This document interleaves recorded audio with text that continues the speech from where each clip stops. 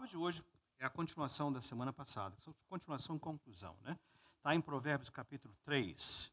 Vou lhe dar um tempinho de abrir, caso você queira acompanhar com a sua Bíblia, mas também eu vou estar colocando os versos na tela à medida que formos falando sobre a explicação. Provérbios capítulo 3, a partir do versículo 1 até o versículo 12. A minha versão é a Nova Versão Internacional, caso você esteja usando uma versão, tradução da Bíblia diferente. Sentados mesmo como estamos. Meu filho, não se esqueça da minha lei, mas guarde no coração os meus mandamentos, pois eles prolongarão a sua vida por muitos anos e lhe darão prosperidade e paz. Meu filho, que o amor e fidelidade jamais o abandonem. Prenda-os ao redor do seu pescoço, escreva-os na tábua do seu coração. Então, você terá o favor de Deus e dos homens e boa reputação. Confie no Senhor de todo o seu coração e não se apoie em seu próprio entendimento. Reconheça o Senhor em todos os seus caminhos e Ele endireitará as suas veredas. Não seja sábio, meu filho, aos seus próprios olhos. Tema o Senhor, evite o mal. Isso lhe dará saúde ao corpo e vigor aos ossos. Honre o Senhor com todos os seus recursos e com os primeiros frutos de todas as suas plantações. E os seus celeiros ficarão plenamente cheios, e os teus barris transbordarão de vinho. Meu filho, não despreze a disciplina do Senhor, nem se magoe com a sua repreensão, pois o Senhor disciplina a quem ama, assim como o pai faz ao filho de quem deseja o bem. Senhor, mais uma vez, eu quero orar, Pai. Eu sei que a minha mente, Deus, os meus lábios, Deus, Pai, a voz, Senhor, são a parte de um vaso de barro, Senhor. Eu oro, Senhor, usa e unge esse vaso de barro, Senhor, para que a sua palavra seja, Pai, impressa nos nossos corações, mentes, corações, aqui nessa manhã, Pai, eu te peço, em nome do Senhor Jesus. Amém. Caso você queira ouvir mais os detalhes dos dois primeiros pontos da semana passada, você pode ir no nosso canal de YouTube, né, CCP Sermons. E você vai poder ver aí, tem a data e o título dessa mesma mensagem, parte 1. Então hoje será a parte 2. Domingo passado e hoje, ambos vêm desse Provérbios, capítulo 3, como já foi lido. E o livro de Provérbios é parte de uma literatura na palavra de Deus, né? Ela é dividida em partes, né? Os livros da lei, de Gênesis até Deuteronômio, depois nós temos os livros de história, depois temos profetas, e há uma porção chamada de livros da sabedoria, uns chamam de poéticos, sabedoria. Então, se você pensar em Provérbios, por causa da natureza do seu livro como Provérbios, às vezes fica pensando assim, são ensinamentos para a gente filosofar, memorizar. Você vai notar que o livro de Provérbios, como toda a Bíblia, tem a ver com relacionamentos. A ideia é a seguinte: se você, meu filho, minha filha, se relacionar com Deus, o que vai acontecer? Você vai ser iluminado, sua mente vai ser esclarecida, você vai conhecer mais o Senhor e assim a sua vida vai refletir em todas as áreas. Como um indivíduo, como um cônjuge, tratamento com os filhos, seu trabalho, adversidades, todas as áreas da sua vida. Então pense em Provérbios como muito mais que apenas informação de sabedoria, mas como um livro que fala assim: relacione-se com Deus e a sua vida vai ser transformada em todas as áreas. Então reflete uma vida inteira. Aquele que é sábio e anda com Deus, a sua vida inteira é impactado por isso. Por causa da ideia de Deus como pai, o que acontece? Nós temos aqui um pai amoroso, firme, que fala a verdade, que chega perto, mas que traz conselhos, alertas de perigo e também traz motivações. Você deve ter percebido nesses 12 versículos, é assim, um versículo dá um conselho do que fazer e logo em seguida dá um benefício material. Se você andar assim, olha o que vai acontecer. Imagine essa figura de Deus o Pai. Como eu mencionei na semana passada, são 13 sessões de aconselhamento, conselhos dados por Deus, o nosso Pai. Nós estamos apenas trabalhando com um, que é o terceiro desses 13 conselhos. Semana passada nós vimos o conselho número 1, eu não vou poder entrar em muitos detalhes, mas o primeiro conselho foi o seguinte: ouça, meu filho, siga os meus mandamentos. Siga minhas instruções, Deus falando. E eu deixei muito claro, meu filho, gente, todos os seres humanos são criaturas de Deus. Todo mundo nascido nesse planeta, nós somos criaturas de Deus. Porém, nós não somos automaticamente filhos de Deus. Todos são criaturas. A Bíblia ensina que foi necessário que Jesus Cristo viesse a este mundo, porque em Adão nós fomos separados de Deus. Agora nós somos separados de Deus. Então foi preciso que Jesus viesse, tomasse a forma de homem, vivesse uma vida perfeita que deveríamos ter vivido e oferecesse essa vida perfeita por nós como sacrifício. Para quê? Para limpar a nossa ficha. E ele diz: todo aquele que recebe o Senhor Jesus, que crê nele, lhe é dado o direito de se tornar filho de Deus. Não mais criatura, mas agora filhos de Deus. Então essa palavra só faz sentido se você já fez essa transição. E Jesus falou: eu sou o caminho, sou a verdade e a vida. Não há outro caminho. Ninguém vem ao Pai senão por mim. Então esse direito, então essa palavra é dirigida. Ele começa dizendo, primeiro então a obediência é o seguinte: meu filho, minha filha, para que a sua vida tenha esses benefícios materiais, você precisa guardar os meus mandamentos. E no primeiro caso, como nós vimos semana passada, ele está dizendo para nós o seguinte, é que o primeiro benefício é: seus dias se prolongarão, a sua vida será prolongada. Eu creio que é um desejo nosso, às vezes confessado publicamente, não. Mas todos nós queremos viver por muito tempo. Mas não só viver por muito tempo, viver uma vida longa, mas com prosperidade e paz. Você pode dizer amém para isso? Eu quero. Eu sei que você quer. Esse é o desejo. Ele fala: siga os meus mandamentos e você vai viver uma vida longa. Alguém me perguntou na semana: e se a minha vida for curta? Se eu sigo os mandamentos do Senhor, e se o Senhor quer me levar mais perto, né? Eu pensei comigo na hora assim, né? É a qualidade desse tempo. Não importa quanto tempo nós vamos viver assim. Eu sei que você não vai dizer amém para isso, que você quer viver muito tempo, né? Mas o ponto é, não importa. Gente, agora pensa comigo. O próprio apóstolo Paulo falou, né? Para mim, né, o morrer é lucro. A gente não ouve isso muito, né? O viver é Cristo, mas o morrer é lucro. Por quê? Porque se eu estou aqui, é bom. Mas se eu estou com Jesus, é muito melhor. Não vou nem pedir para dizer amém. Vou falar assim, não sei amém, mas não agora não, né? Então tem essa ideia, mas a vida aqui será com prosperidade e paz, seja quanto for. Se o senhor quiser dar 100 anos, ótimo. Se ele quiser dar 50, está ótimo. Se ele quiser dar 20, está ótimo também, né? Não acho que não, né? Amém. Então esse é um benefício que ele vai dar para a nossa qualidade, né? Alegria em todas as circunstâncias. Eu dei exemplos, né, como a questão das nossas preocupações. O segundo conselho que ele dá para nós é o seguinte: não só meu relacionamento com Deus muda, mas também meu comportamento ético. Isso é muito importante, vale a pena você olhar, ouvir. É que não só meu comportamento com Deus é mudado, mas também meu relacionamento com os outros também vai mudar. Tem que ser consistente. Gente, é muito fácil amar as pessoas que nos fazem bem, mas é complicado amar aqueles que não nos fazem bem. Então ele diz, olha, que o amor e a fidelidade, ele não colocou assim, para com aqueles que te tratam bem, por aqueles que te amam, aqueles que te... Não. Que o amor e a fidelidade jamais o abandone, ou seja, com todos.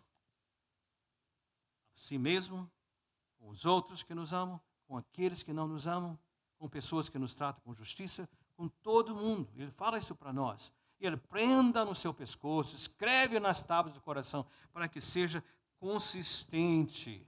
Precisamos, a nossa palavra tem que ir, vários exemplos que foram dados na semana. O que vai acontecer então? Se você fizer isso, você vai ter ao favor de Deus. Bênção, eu quero ter esse favor de Deus na minha vida, e também e dos homens, o favor, a boa graça, a boa vontade das pessoas para conosco. Então hoje entramos naqueles conselhos seguintes, o terceiro, quarto, quinto e sexto, que nós vamos poder cobrir hoje, se Deus quiser. O próximo então, número 3, diz assim: confiança. Então você vê, Obediência, você viu esse relacionamento, né? Esse comportamento ético. Agora o terceiro, confiança. Confie no Senhor de todo o seu coração e não se apoie em seu próprio entendimento. E ele continua dizendo, reconheça o Senhor em todos os seus caminhos. Ou seja, em todas as áreas da sua vida. Lembre-se sempre isso. O Senhor está ali, então você precisa reconhecê-lo. Você precisa. O que quer dizer isso? Eu creio que quer dizer o seguinte, leve em consideração que Deus está contigo, que se Ele preocupa com você. Sempre lembre-se disso. Outra vez, creia nas promessas dEle. Renuncie à confiança em si mesmo. Essa palavra, não se apoie, talvez a sua versão fale assim, não se estribe. Alguém tem não se estribe na sua versão? É possível, eu sei que vários de vocês têm isso, não se estribe, né? Bem, eu fui criado no interior do Espírito Santo, lá bem pequenininho a cidade, né? Eu me lembro que quando menino andava muito a cavalo, era o meio de transporte principal. Na cidade tínhamos só um táxi, né? Que era um Ford modelo T de 1929, era o carro da época, né? Imagina, eu não nasci em 1929, não. Mas era o único carro, daquele carro que tinha que ligar com alavanca assim, né? Para poder ligar o táxi. Mas era muito bom e andava e preenchia as necessidades. Mas eu me lembro que, menino, aprendendo com o pai que viajava bastante, a cavalo, né? Então, eu me lembro que o estribo é o lugar onde você põe o pé para poder andar a cavalo. O segredo, ele ensinava muita gente, né? Tinha que amarrar, né, direitinho lá as correias e tudo mais. O estribo não pode ficar, nem a sela, nem o estribo podem ficar frouxos, porque senão você vai cair feio, não é isso? O ponto é, na sua vida, no seu dia a dia, não se apoie no seu entendimento. Ele está falando das circunstâncias. Nessa caminhada nossa, gente, é claro que nós vamos ter situações de desafio. Claro que vamos ter. Vamos ter muita alegria, muitos momentos de lazer, muitos momentos de celebração, mas muitos desafios que virão. E ele está dizendo, na hora dos desafios, não faça o erro, não cometa o erro de se apoiar naquilo que você entende, na sua compreensão. Não é negar o óbvio, não é colocar a cabeça na areia e dizer não é isso. Mas você se apoia em quê? Nas promessas do Senhor. Há muitas situações, né? Eu creio que quer dizer confiança em períodos extraordinários. Por exemplo, enfermidade. Enfermidade. A gente não gosta disso, né? Mas enfermidade nos assola. Alguns de idade mais jovens, né? Estava ministrando a um dos pastores da nossa rede de igrejas de língua portuguesa, da nossa denominação, e eu fiquei assim bastante consternado, porque ele estava falando, o filho de 11 anos com diabetes, precisam ser tratado. Eu nunca havia ouvido falar de que criança podia ter. Parece que é um tipo, né, específico. Você imaginou? Desde essa idade, com aqueles cuidados, todo o tratamento e tudo mais, então aquela angústia de um pai que diz, meu filho tem enfermidade. E nós oramos aqui hoje por tantas situações de enfermidade, conosco mesmos, com outros. Então é uma situação, é uma questão com a qual nós lidamos. Outra questão que eu vejo, talvez não seja tão dramática, mas perda de trabalho. Às vezes você está num trabalho consistente, seguro, tudo em ordem, de repente puxa o tapete, aí você fica aí desarmado, né? Eu me preocupo muito com pessoas de idade, que depois de uma certa idade, algumas áreas cada dia mais são para pessoas jovens, né? Me preocupo muito com irmãos e irmãs, principalmente as irmãs que trabalham em limpando casas, mesmo com suas companhias ou si mesmo, mas que o corpo já começa a dizer, não dá, precisa mudar, e às vezes não tem muita escolha, muita opção. E agora? Outras coisas que nós vemos também é quebras de relacionamentos. Seria tão bom, gente. E conjugal, relacionamento conjugal, quando entra em parafuso, quando as situações se desequilibram. E agora? E com os filhos? Quando de repente, né, você investiu, fez, cuidou, de repente os filhos vão em direções que seu coração está pesado. Como é que a gente faz isso? Finanças. Às vezes nós estamos em problemas por decisões que não foram sábias.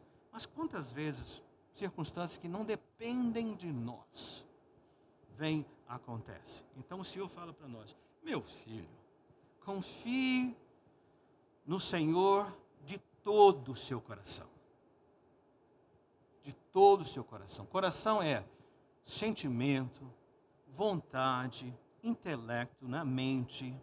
Pega todo o seu ser. Por isso que o salmista fala assim: em paz me deito e logo pego no sono. Por quê? Só tu, Senhor, me fazes repousar seguro.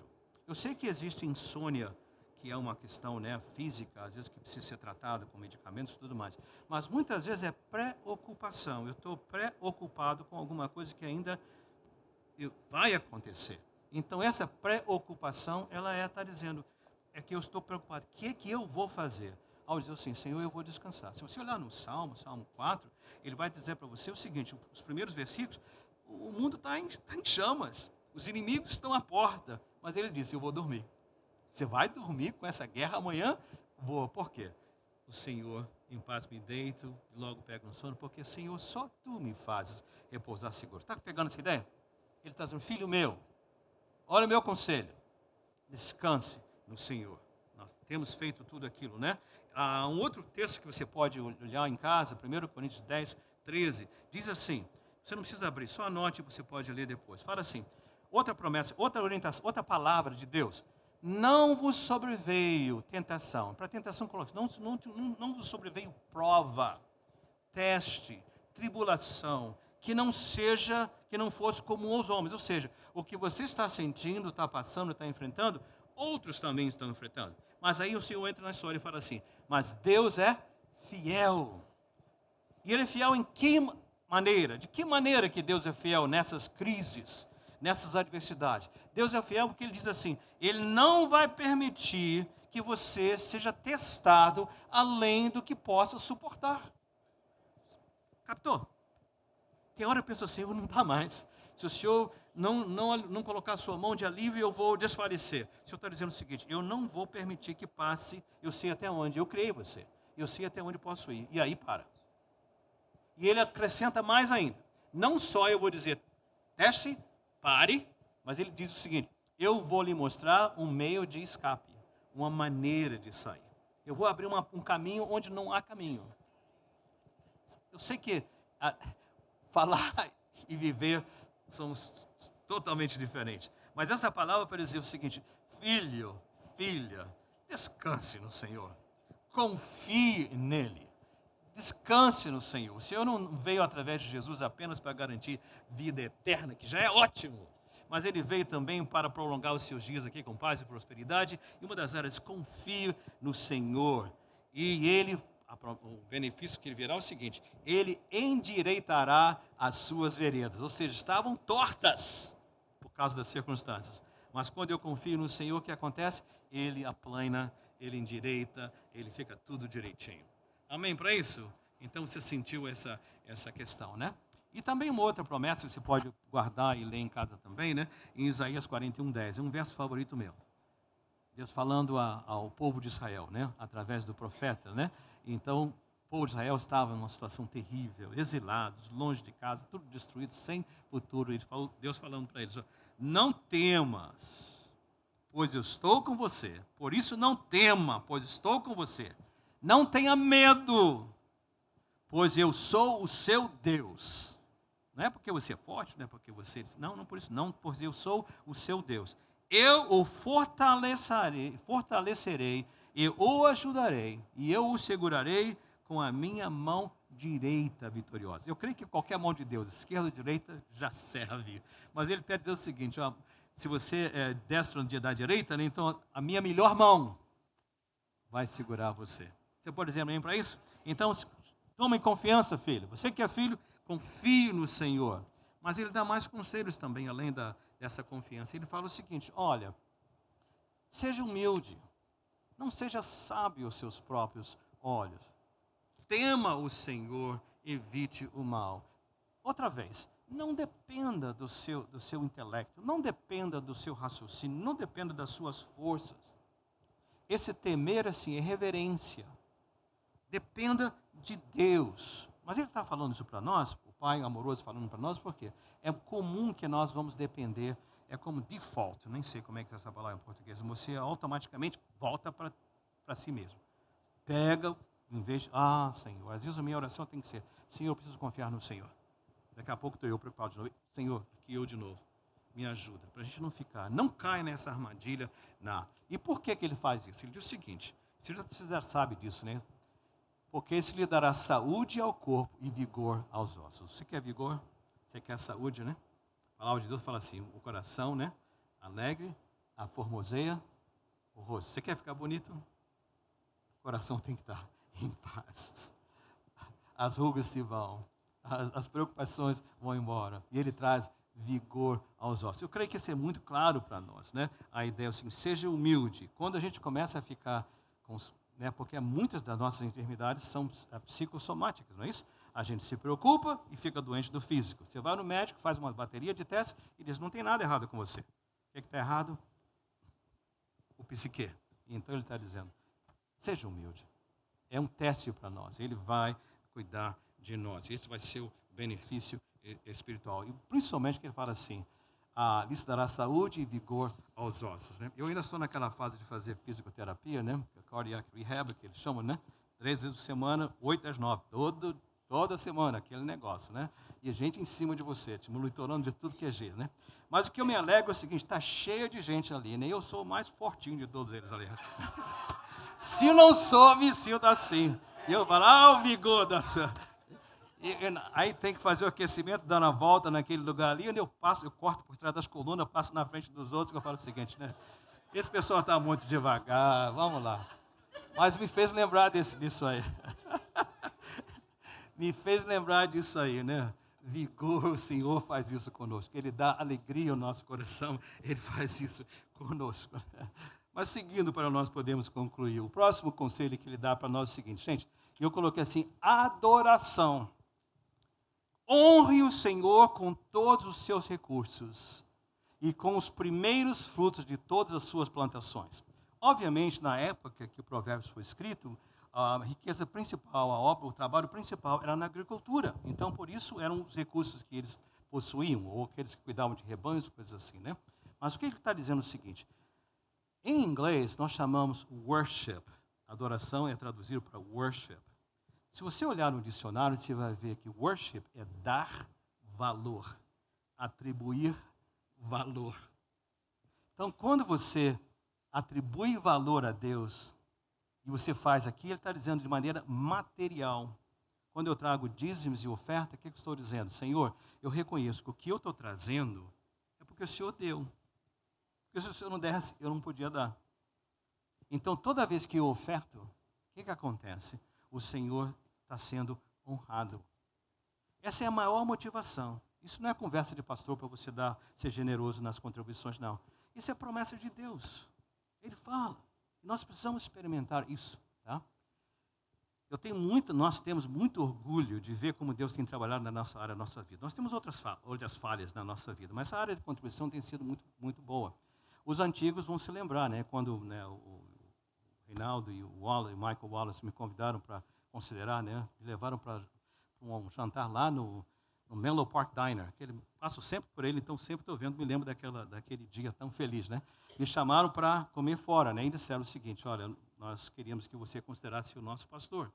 E eles fizeram uma proposta que eu não podia negar. E nós vamos te dar um salário que é metade do que você ganha hoje. E sem benefícios nenhum. E sem benefícios, zero benefício, metade do que você ganha. Gente, e o Senhor nos honrou, né, Cláudio, né? Irresistível, não podia dizer não. Mas sabe o que me toca profundamente? E sem barbecue, né? Imagina isso, né? E o que me toca profundamente é que nós, através dos anos, né, sentamos com a família, oramos, trabalhamos e tudo mais com os filhos, época de faculdade, aqueles negócios todos, né? É que a nossa vida, gente, eu olho para trás assim e não houve interrupção. É um milagre. Né? E ao longo dos anos nós temos visto o Senhor, alguém já falou, a paz de Deus, nossa paz, quando a gente dá, né? A paz de Deus é maior que a minha sempre.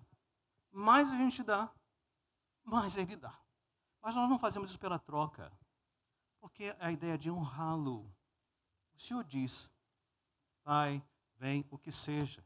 Pense no seu investimento financeiro na obra do Senhor, missionário, benevolência, missões, igreja, como é um ato de adoração. Foi o que eu mencionei ainda há pouco. honre o Senhor com todos os seus recursos. Ele está dizendo, não fica nessa área, não é pagamento, não é lei. É um ato de adoração. Você está fazendo isso, né? E Deus vai fazer isso. Atribua a Deus esse valor. Oferece o seu melhor. E ele fala assim, bem, os primeiros frutos. Não deu a segunda parte, né? Eu lembro do Moisés fazendo uma ilustração de dízimo, assim, alguém com pão de forma. Fatias, né? Aí pega assim, eu quero honrar a Deus. Ok, a primeira fatia é para pagar o aluguel, pagar o mortgage. O outro é para pagar o seguro do carro. O outro é para não sei o quê. O outro para não sei o quê. No final, você olha assim, o pão já foi. Aí só tem os farelos aqui que ficaram na mesa, né? Aí você pega os farelos, junta aqui. Oh, Senhor. O Senhor está dizendo, obrigado pela sua provisão. Não funciona assim. O que ele está dizendo? Confie no Senhor. É um ato de confiança. Porque você dá primeiro, do seu melhor.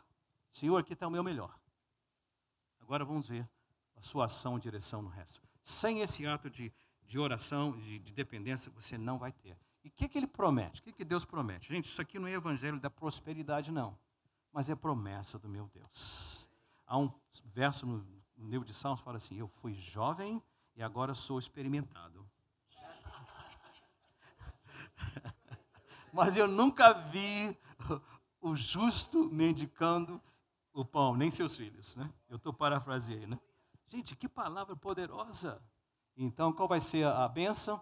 E os seus celeiros, lembram? Gente que acumulava os seus bens, não é isso? Ficarão plenamente cheios. E os seus barris, de novo, a agricultura, a produção de vinho, toda aquela de uvas e tudo mais, transbordarão de vinho. Ou seja, abundância, abundância. Deixa-me encerrar. Vou pedir ao Ministério de Louvor que aquela música, né, fala assim, acende a chama, ó Pai. Faz de novo, Senhor. Fala no meu coração. Eu creio que está no nosso Planning Center já, então vocês vão só seguir essa oração, né? Faz isso de novo, Senhor. Aquela canção bem forte no nosso coração. Fale conosco, né? Mas o último conselho que ele dá para nós é do submissão.